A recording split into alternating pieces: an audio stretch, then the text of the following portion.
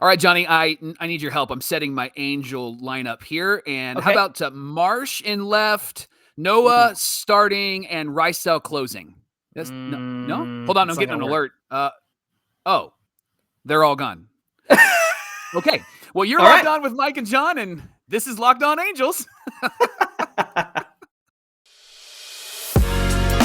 You are Locked On Angels, your daily Los Angeles Angels podcast. Part of the Locked On Podcast Network, your team every day.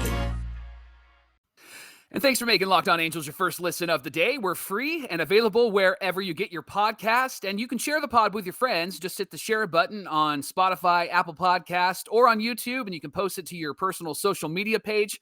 This will help others find the show. And today's episode is brought to you by Blue Nile.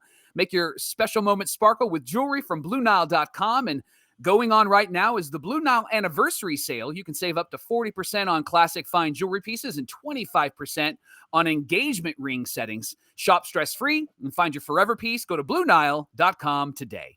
Hey, thank you for joining us for this edition of Locked On Angels, where it's your team every single day. You got the Frisch Brothers, a.k.a. the Super Halo Bros, here with you. My name is John, and that's my brother Mike. And my name is Mike, and that's my brother.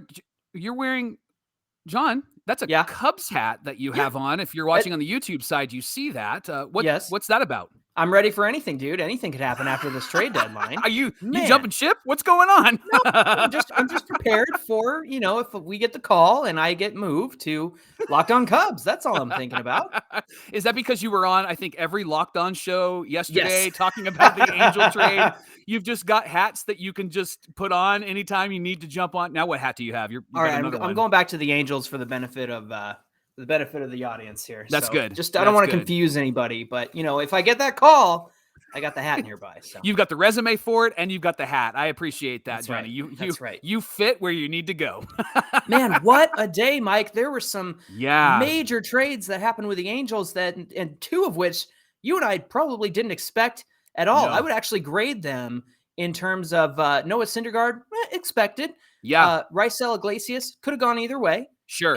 And Brandon Marsh did not see that coming, and that was Didn't the first trade of the day. That one was heartbreaking. We'll talk about Brandon Marsh in a little bit, but I'm just going to start off by saying I'm sad because I love Captain Caveman. Same. And when I heard the story about how him and Joe Adell have been in baseball since they were drafted, maybe even before that together, roommates. 6 years.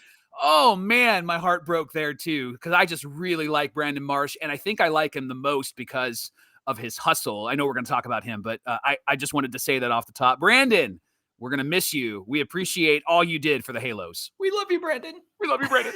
Hey, is that why you're growing your hair out in honor of Brandon Marsh? And, I used to have the beard, but, it's not quite there.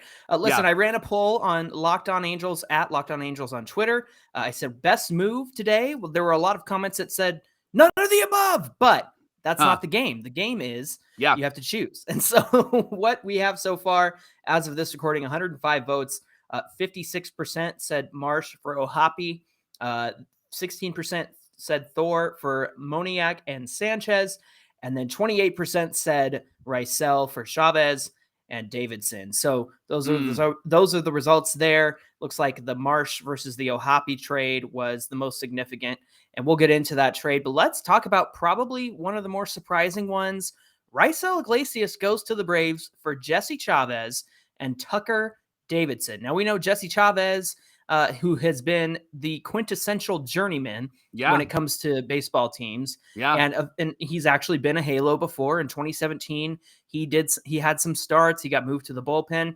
Was not very good, Mike. And then since then, he's been with Texas, the Cubs, the Braves. I think he was back with Texas, and now he's back with the Braves. And then he got back to the Halos. He's been a much better reliever since he left the Angels. And I think that for the Braves, it was a matter of just moving somebody off the roster so that they could make room for Raisel. But talk about Tucker Davidson, who actually is kind of an intriguing pitcher that we got back. Yeah, I like Atlanta pitchers. I love that we got somebody from the Braves organization. They have a history of really great pitching, and they currently have really great pitchers. So I'm intrigued by him. He's their number 5 prospect. He's a lefty, and he has some major league experience. And this is what MLB.com says about him. His fastball averages around 93 miles per hour. It can touch 96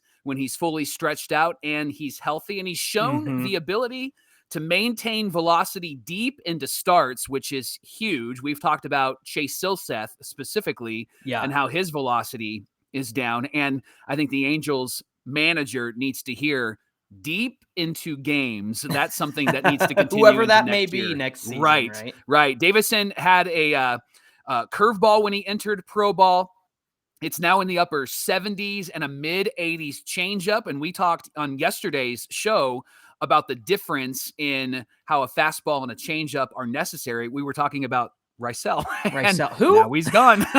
Right? Do we have that power? I'm scared of this power that we have. You know what's been interesting is like big moves have been made after we've talked about it on this show. So I'm going to just say yes, John. I'm going to say yes to that. Scary. So he has this mid 80s changeup. He has an upper 70s curveball. And he didn't throw much last year, but both are very solid. And then he added a slider in 2020, and MLB.com says that could be his game-changing pitch. What is it with sliders and Angel pitchers? It seems like that's the pitch that they're actually learning, and it's been really, really great. And one of the other notes was that his command was a bit inconsistent. He was largely trending in the right direction over the last couple of seasons in the minors. And so they're hopeful that this guy can start long-term and that his fastball slider combination from the left side could really, really cause confusion for the batters that he faces once he gets to the major leagues. You know, he is going to come right to the Angels once he gets here. So he will be on the major league roster. So it will be interesting to see if they have him start. He has some experience in the majors, not very successful yet, but in the minors, he's been a pretty good pitcher. So on the Raisel side of things, would you call this a salary dump? Yeah, I actually think I really like this move. And I like it. I don't think there's anything bad about it. I just think salary dump or not. I like it because of the salary dump. Now I was on the train of hashtag resign Raisel, right? Yes. And so I love this guy. However, we're not a team that needs a dominant closer this season. And right now, I like it because I think it does two things. It frees up a lot of money. And I wonder if Sam Bachman is closer than we realize. And I wonder if the Angels see him, or perhaps Chris Rodriguez. I know he's been hurt, but I wonder if the Angels see those two guys as the potential Frankie Rodriguez and Troy Percival of the future for us.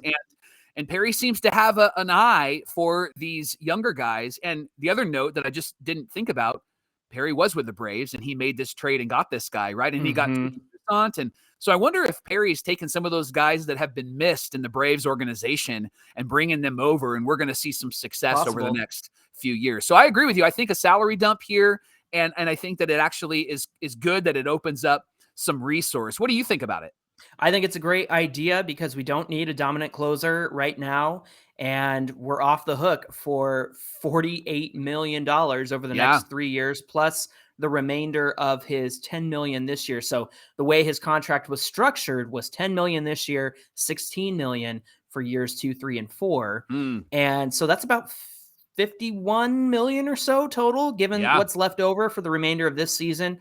And so that's money that you can spend on Shohei Ohtani and work an extension. That's money that you can spend on free agents. And don't forget that Justin Upton is also off the books after this season. Right. So we freed up a lot of cap space. And I know, Mike, when we say that Artie doesn't spend, what you and I are actually saying is he doesn't want to go over the luxury tax. Right. Correct. That's what we mean to say.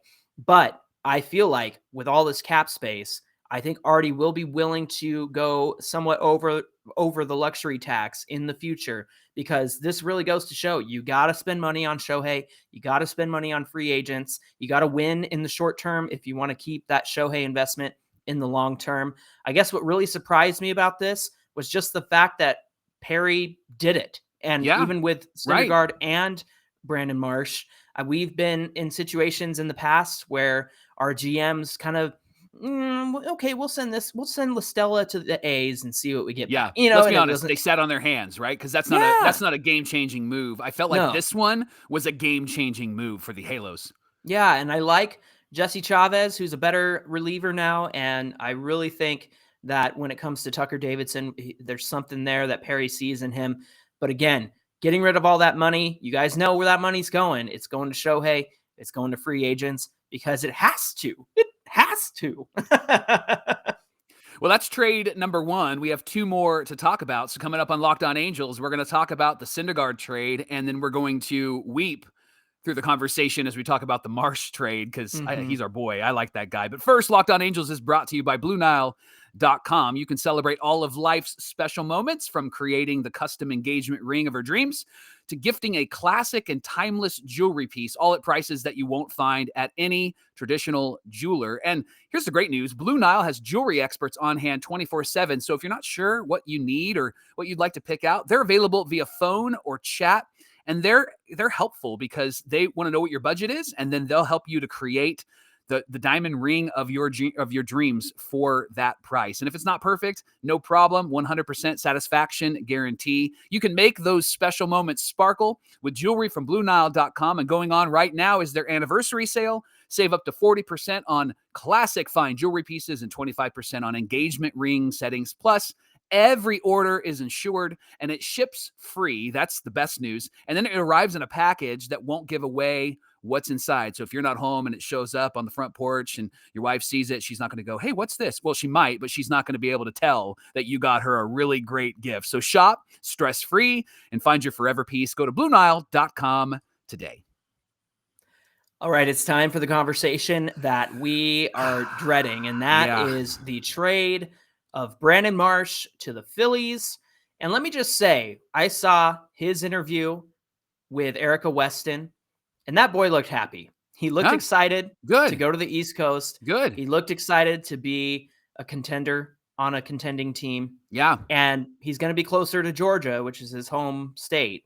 And so he looked very optimistic. He looked excited. Good. The Phillies have actually said, Dave Dombrowski said that there's something in his swing that they feel like they can fix. And I don't think he's that far off, because earlier in the season, we got the best of Marsh. Remember, he was leading the team in RBIs with Shohei for a while, and was a really big contributor to the winning ways of the Halos, and something sort of fell off. So that speaks to more of the lack of effort from this coaching staff. I was going to say, Johnny, I hate that. I hate that because that's what they say. Same with Andrew Heaney. Andrew Heaney was the other name that came up. It's like, why can't we figure this out? And, Dave Dombrowski has had a history of making some really great moves in the organizations he's been a part of. And I just hate that they're like, oh, we can fix that. So when this guy is hitting over 300 and he's got 30 bombs and 100 RBIs, I'm not going to be mad. I'm going to be pissed. Well, I can honestly say I'll forever be a Brandon Marsh fan and cheer for him wherever he goes. He got traded to the Phillies for Logan Ohtani. Thank you, Locked On Angels legend Steve Granado, for making sure I had that name right. He reached out to me and said, hey, just to save you the trouble, it's Ohtani. Oh, what a good guy. What a guy, right? We're all part of the family here. That's right. Ohtani is a catcher, Mike. In fact, what's funny is that he was ranked number 3 in the Philly system at one point, and he came in at 89 in the top 100 prospects. Now, remember, the Angels did not have a top 100 prospect in the MLB pipeline. So, because of that, Ohtani automatically becomes our number 1 prospect. Did he hop to number 1? Hey! And he's the only Angel in the top 100 now, and it's because he came from the Philly system. So we got a position player and a catcher in Ohtani that we sorely need, because we do not have catching depth. I think this kind of shows me that they've thrown in the towel on Matt Thaiss, and I know Edgar Caro is actually a good watch. He's a good catcher, so he could also be somebody who contributes in the future. But this is a big deal, I think. Logan Ohtani, again, top 100 ranked prospect. And let me get into some of the details from MLB Trade Rumors.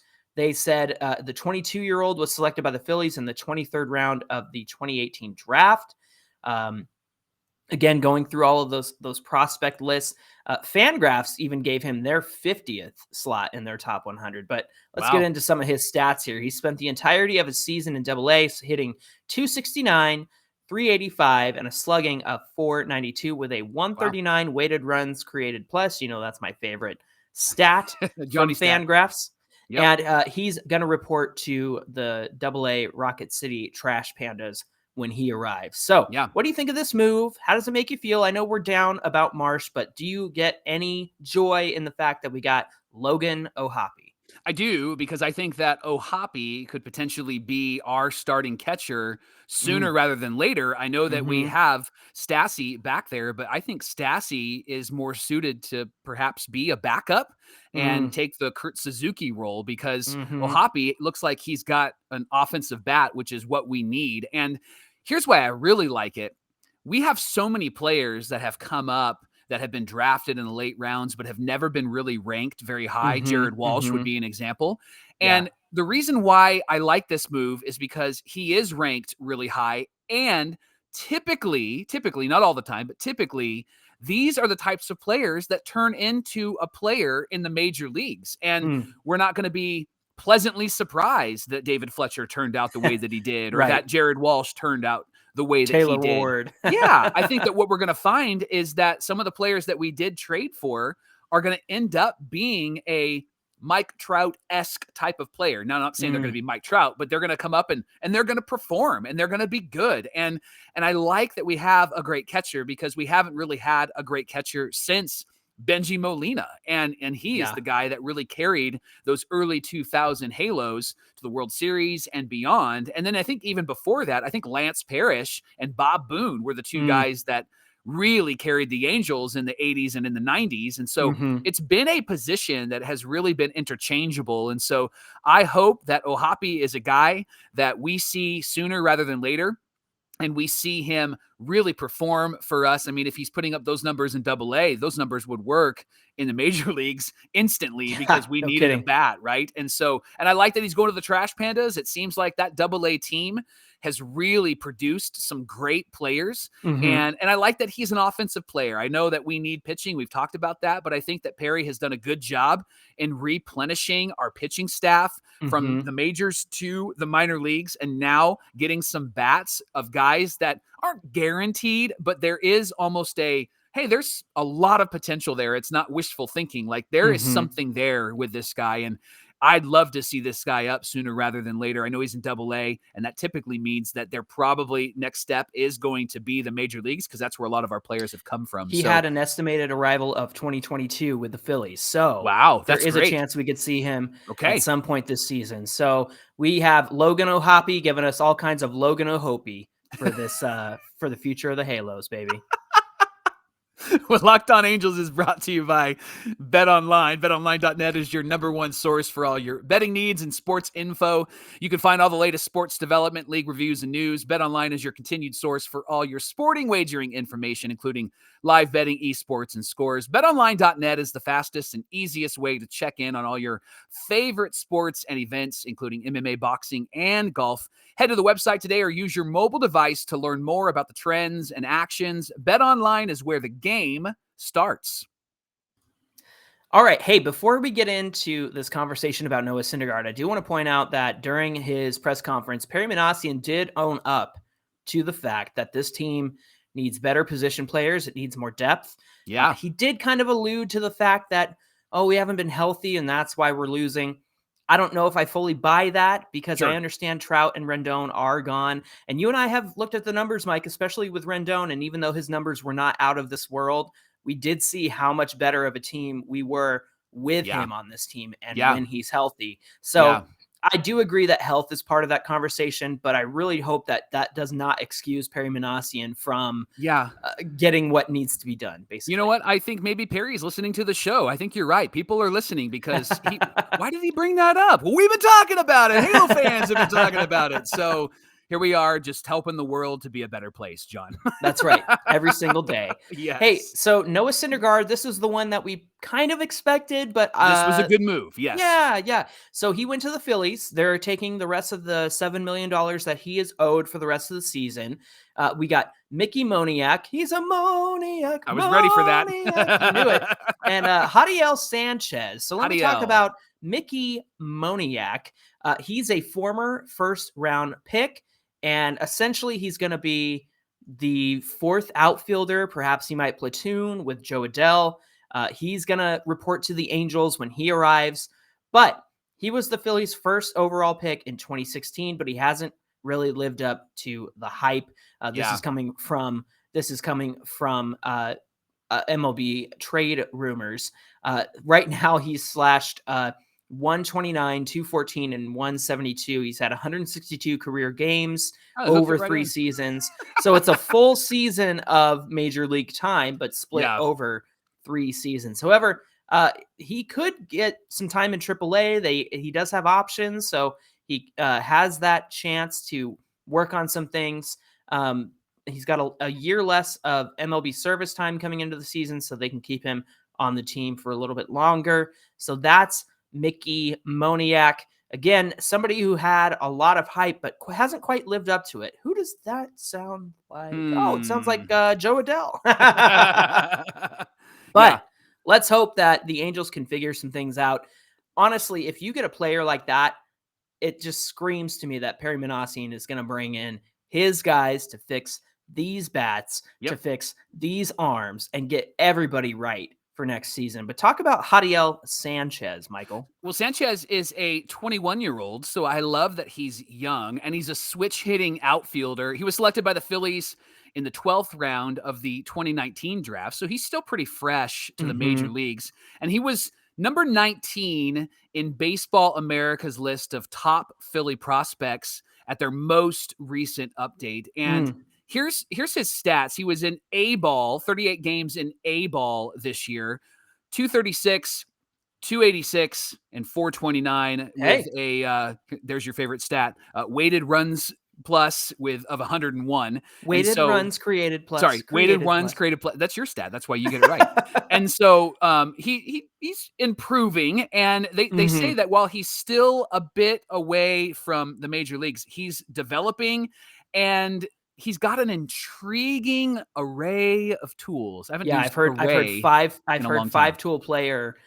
From a lot of reports on him. In fact, I failed to mention that he's, I believe, 26 in our top 30 for Angels prospects. So he's already ranked very highly. He already slots in. That's great. They say ton of raw power, 6'2". He's got a big frame, and he started to flash it in some games. They do say this though, that he's been a bit inconsistent, so they need to work on that. And he's a fringy runner who isn't a base running threat. And so interesting. I thought that was really interesting. But I like those two guys. And again, we've talked about this Noah trade and potentially getting some people that can make an impact. And I like that it's some guys with some bats and in the outfield, and it's not more pitching, because I feel like we've done a really great job in getting pitchers. So let's replenish our bats and let's get some depth, and let's see these guys in the major leagues, and so that we can sing "He's a Moniak" when he comes up, or Jadiel Sanchez. I like that guy's name. That's good. That's good. Hey, Noah Syndergaard did mention, and many members of the broadcast team mentioned this as well. They said that he would love to come back to the Halos. He said he loves it here. Awesome. He said that he loves the young core of pitchers who are developing here. He's been like a mentor to them. In fact, on their day off on Monday, they had some beach picks. They were all out at the beach riding electric bikes and stuff. Him and Lorenzen and Shohei and Ippei. And so there's a good core of players here and friends here. So I would not be surprised to see him return in some form or fashion next season or over the off season, because he does like it here. I think that giving him the chance to figure things out this season on a 1-year deal and try to get right and figure out, hey, I can't throw as hard as I used to. I got to figure out how to be a ground ball pitcher. I think he's going to slot in very well for the Phillies. I think that he will help them get to the playoffs and be another option in that rotation. And then you know how things go in the playoffs, where you all of a sudden have a starter who's relieving because it's a do or die game. And I think he could be the guy who comes in and does that. And he also has to face the Mets again, which is going to be interesting. I shouldn't say face the Mets again, but be in the same division with the Mets and face his old team. And boy, those Mets fans are going to pile on him. Yeah.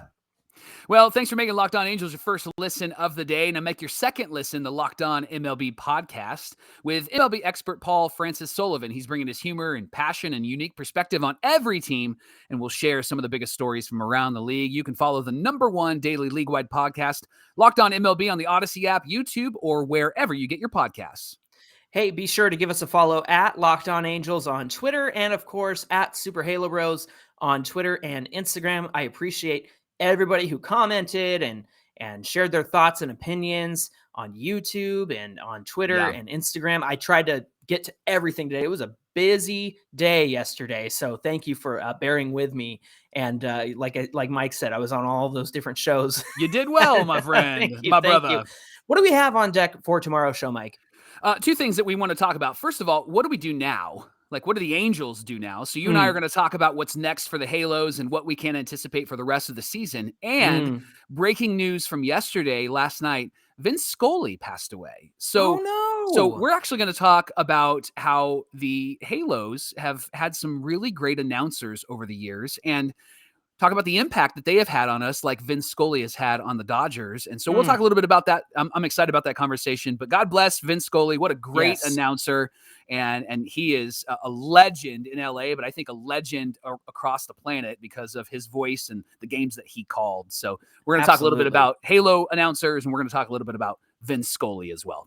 Love that. All right, y'all. Well, we hope you come back and join us for more Locked On Angels tomorrow. Until then, my name is John, and that's my brother Mike. And my name is Mike, and that's my brother John. And we'll see you right back here tomorrow for more Locked On Angels.